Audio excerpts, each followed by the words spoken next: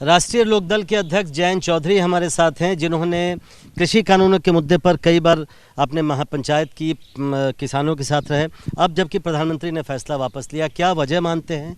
क्या आपकी प्रतिक्रिया है? पहली वजह यह है कि जनता का जो भारी दबाव, किसानों को भारी दबाव रहा, एक व्यापक देशव्यापी आंदोलन लगातार रहा, डट के किसान वहाँ बने रहे, तो ये उनकी जीत है। और इस पूरे आंदोलन ने साबित कर दिया कि आंदोलनजीवी ही लोकतंत्र में अच्छे नागरिक होते हैं। अच्छे नागरिक की ये जिम्मेदारी नहीं होती कि सिर्फ वोट करें, 5 साल में वोट कर दिया फिर घर बैठ गए। उनकी जिम्मेदारी बनती है कि मुद्दों को लगातार वो ट्रैक करें, फॉलो करें, जीविका को आधार बनाएं, उन इश्यूज़ को महत्व दें और जब आवश्यकता पड़ती है तो विरोध भी करें। हमने देखा पिछले वर्षों में सरकार ने पूरी कोशिश की कि जो सरकार पे कोई सवाल करता था उन्हें वो देशद्रोही साबित करने में लग जाते थे। उसी तरह से आंदोलनजीवी नया शब्द खुद प्रधानमंत्री जी ने हमें दिया। लेकिन आज मैं पूछूंगा वो लोग जो कल शाम तक कहते थे कि किसान नहीं है, ये तो आंदोलनजीवी हैं, इनका तो शौक़ है आंदोलन करना, ये तो सड़क पे बैठे हुए हैं, ये तो शराबी हैं, ये तो गुंडे हैं, आज उनकी बोली क्या होगी? आज भी प्रधानमंत्री ने अपने संबोधन में ये कहा कि कानून अच्छा है, वो ये कह रहे थे, लेकिन कुछ किसानों को हम समझाने में नाकामयाब रहे, इसलिए वापस लेना पड़ रहा। नहीं तो इसकी फेलियर मतलब कमी स्वीकार भी रहे हैं और जिम्मेदारी लेना भी नहीं चाहते।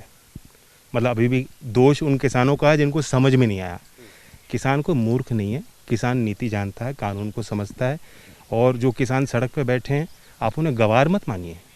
आज अगर सोशल मीडिया पे वो ट्विटर पे ट्रेंड चला सकते हैं तो आधुनिकता से भी वो जुड़े हुए हैं, उनकी अगली पीढ़ी समझ रही है और इसलिए शुरुआत से ही उन्होंने विरोध किया। अब आप उनकी बात भी मान रहे हो और उन्हें ये भी कह रहे हो कि तुम्हें समझ में नहीं आया, मैं तुमसे ज़्यादा जानता हूँ, तो ये उनकी समझ है।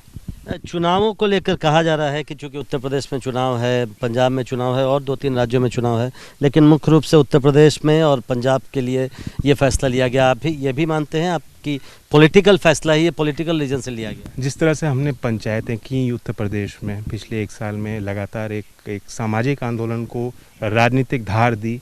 कई मंचों से मैं इस बात को कहता था, इनको राजनीतिक चोट जब तक आप दोगे नहीं, ये सुधरेंगे नहीं, तो उसका प्रभाव जरूर पड़ा होगा और इसमें कोई बुराई भी नहीं।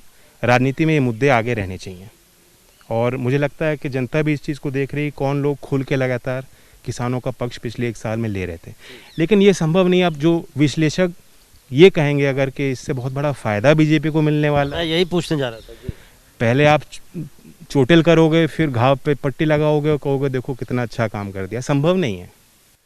तो आपको क्या आरएलडी को फ़ायदा होगा, आपकी पार्टी को फ़ायदा होगा? क्योंकि आप लोग 1 साल से लगे हुए थे, आप लोग हम देख रहे थे कि आप लगातार अलग अलग गाँवों में जाकर किसानों के साथ बात कर रहे हैं। नहीं, फ़ायदा होगा, बट सवाल लोगों को सोचना पड़ेगा बड़े गंभीरता से कि कल तक जो लोग कह रहे थे कि इन 3 कानून से देश को फ़ायदा है, किसान को फ़ायदा है, अब कल वो ये कहेंगे कि इनके रद्द होने से देश को फ़ायदा है और किसान को फ़ायदा है। तो चित भी मेरी, पट भी मेरी, ये संभव नहीं है। मैं 2 सवाल बस और पूछना चाहता हूँ। आपकी पार्टी, चूँकि उत्तर प्रदेश में आपको चुनाव लड़ना है, क्या समाजवादी पार्टी से आपकी बातचीत चल रही है? सब लोग ये जानना चाहते हैं क्योंकि पहले ये खबर आई थी कि बातचीत चल रही है, वो क्यों रुकी पड़ी है? कब तक ये फैसला हो पाएगा? नहीं, अभी हम चाय पी रहे हैं और चीनी घोली है और बहुत जल्दी आपको मिठाई खिलाएंगे।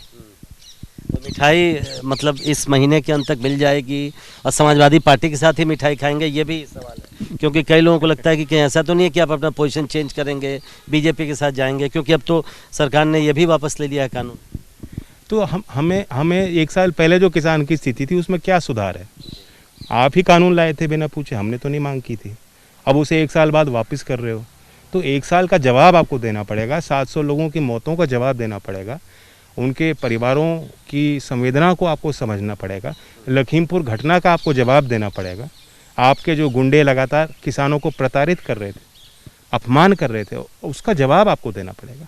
तो ये स्थिति नहीं है कि आज आपने कानून वापस कर लिया, हम लोग उनको शाबाशी करेंगे या हम लोग उनके साथ खड़े हो जाएंगे, ये संभव नहीं है।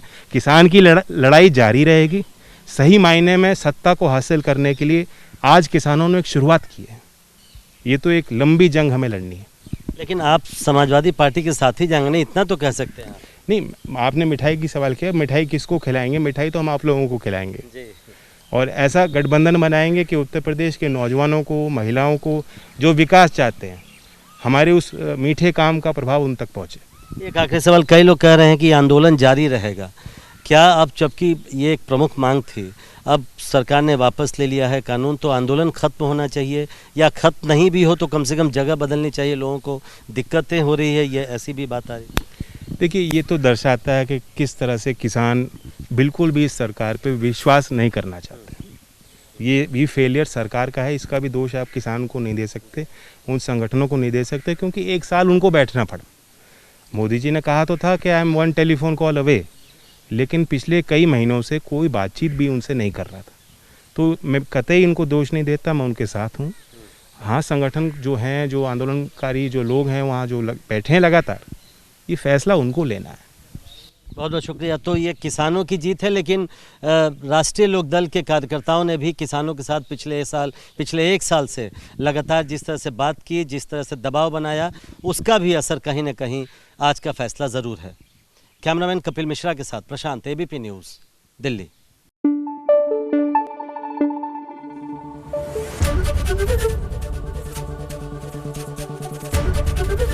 एबीपी न्यूज़ आपको रखे आगे।